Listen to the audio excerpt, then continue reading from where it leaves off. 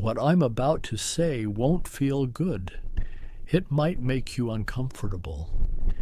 It might make you want to argue with me in your head.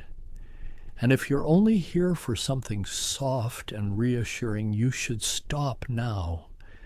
But if you stay until the end, I believe this will do something valuable for you. It could save you decades of regret, decades of distance, decades of waking up one day and realizing you waited too long. I'm Richard Caldwell. I'm 81 years old. And here's the confession I hate admitting. I once had everything except one person I could call when I was falling apart. People think loneliness looks like being alone.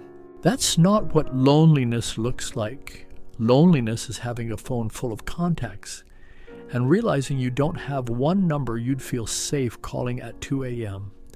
I had over 300 contacts, names from work, old friends, neighbors, family, people who knew my face. But one night, I was sitting in my kitchen under a tired yellow light, and my chest felt tight. My breathing felt heavy. Not dramatic, just enough to scare me, and a primitive thought hit me. If I collapse right here, who would even know? I reached for my phone without thinking. My contacts came up. I scrolled past names I hadn't spoken to in years. Mike, Dan, Sarah. Then I stopped on my daughter's name, and my finger froze. Not because I didn't love her, because I did. And that's exactly why I couldn't call. Because love doesn't just give you permission. Sometimes love reminds you what you've neglected. I stared at her name until the screen dimmed. I tapped it awake and stared again. And a question showed up in my head like a threat. Are you done being busy yet? She never said those words to me. I taught my own mind to say them because of the way I lived. I used to be the kind of man society praises, reliable, responsible, productive. I didn't quit. I worked hard. I provided. I handled problems. I wore responsibility like armor. And here's the uncomfortable truth. Some of the things people praise you for can quietly destroy your life while everyone applauds. Work made me feel useful. Work gave me clear rules. Show up, solve problems, earn respect.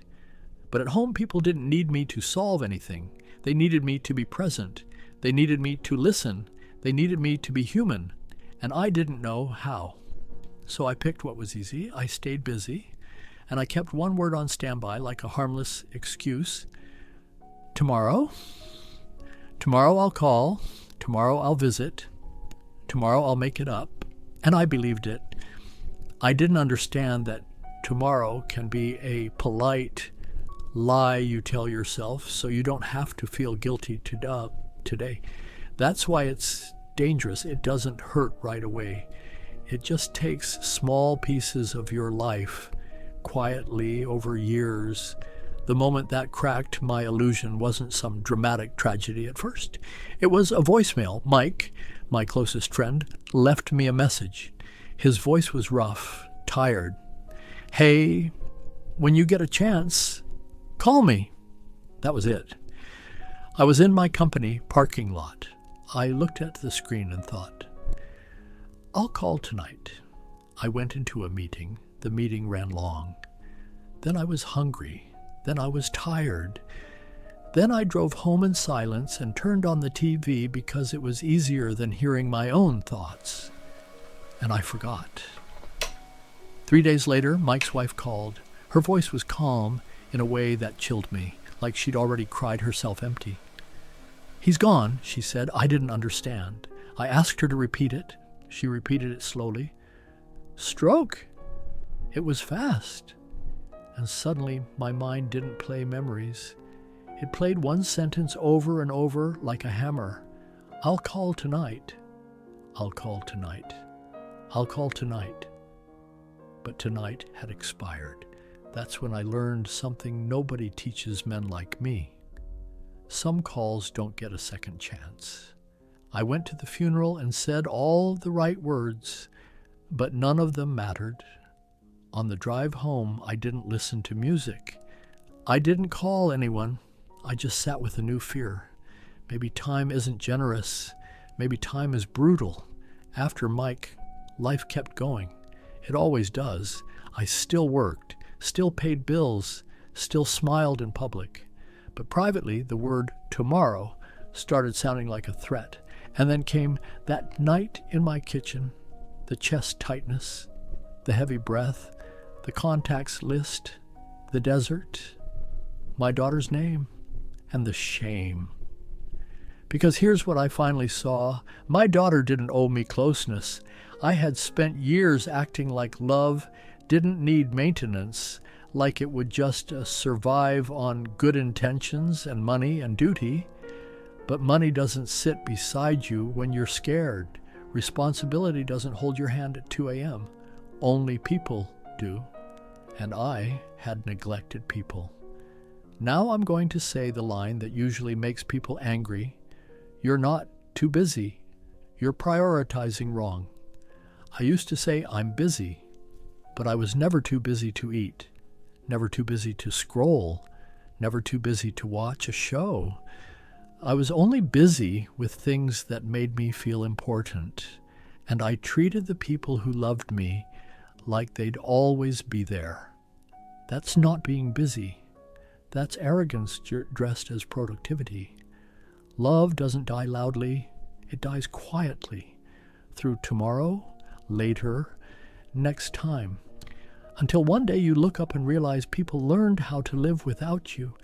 So I did something I should have done 20 years earlier. I called my daughter. It rang. Once, twice.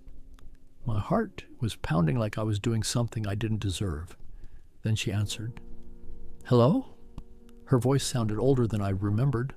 Calm, careful. I didn't have a speech. I just said the truth. It's Dad. Silence. I expected anger. I expected a lecture. I expected her to hang up. Instead, she just breathed, then said, yeah, not warm, but not a locked door.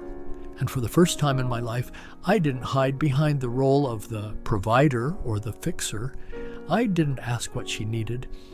I didn't promise to handle anything. I said one sentence, and it nearly broke me.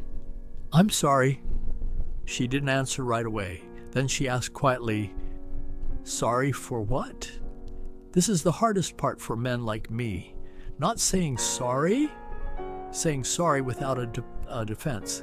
I wanted to explain myself. I wanted to justify. I wanted to say, you don't understand. But I knew if I did that, the call would die. So I told the ugly truth. I'm sorry I kept choosing tomorrow. I'm sorry I assumed you'd always wait. I'm sorry I showed up everywhere except where you needed me. And then I heard her cry, small, controlled, like she didn't want to give me the satisfaction of hearing it. And I cried too, sitting in my kitchen beside a humming refrigerator. She said something that should be obvious, but men like me miss it for decades. Dad, I don't need you perfect. I just need you here. That call didn't fix everything, but it opened the door. And I built something new from there, slowly, awkwardly, imperfectly. I made 3 rules for myself, not motivational rules, survival rules, rules that I wish someone had forced me to live by when I was 35, because it would have saved me decades. Rule number 1, if you think of someone, don't say tomorrow, send one message, one sentence. Thinking of you. Are you okay? I miss you. Perfect words are overrated. Presence is everything. Rule number 2, don't wait until you have time. Schedule love. I scheduled a call with my daughter every Sunday, not because she was fragile, because I was, because I knew how easily I could slip back into old habits. Rule number 3, say the hard sentence first. Say thank you first. Apologize first. Say I love you first. Pride is cheap. The bill comes later. Some weeks were awkward. Some weeks she was distant. Sometimes I said the wrong thing and felt her pull back. Shame would whisper, "It's too late." But I kept showing up because I finally understood something simple. What you water grows. 1 month later, she called me first. Not for money, not for help, just to say, "Today was hard." And this time, I didn't try to fix it. I didn't give advice. I said, "I'm here, I'm listening." Those words did more than any paycheck I ever brought home. Then one day she said, "This weekend, I'm bringing the kid over." My grandchild. I didn't think I deserved that word, but there it was. That weekend, she stood at my door, and a small child hid behind her leg, staring at me like I was a stranger, because I was. I kneeled down to their level and said softly, "Hi." My daughter looked at me for a long time. Then she said, gentle and firm, "Go ahead. Say hi to Grandpa." And the child whispered, "Grandpa?" I can't explain what that did to me without sounding dramatic, but that one word felt like time giving me something back.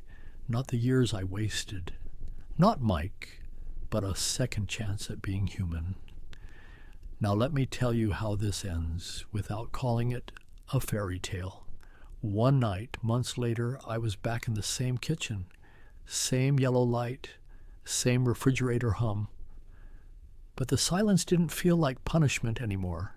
There was a messy drawing on the table, 2 stick figures holding hands. My phone buzzed. Caller ID, my daughter. I answered. "Dad, are you awake?" And I smiled, an honest smile. "Yeah, I'm here."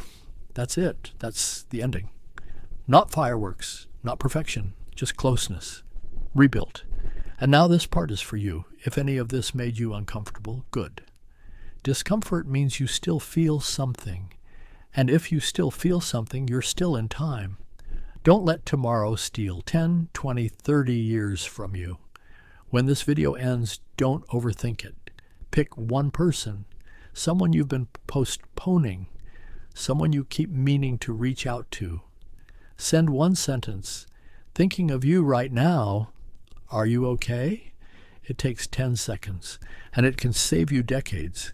Because some calls don't get a second chance, but your next call, it still can.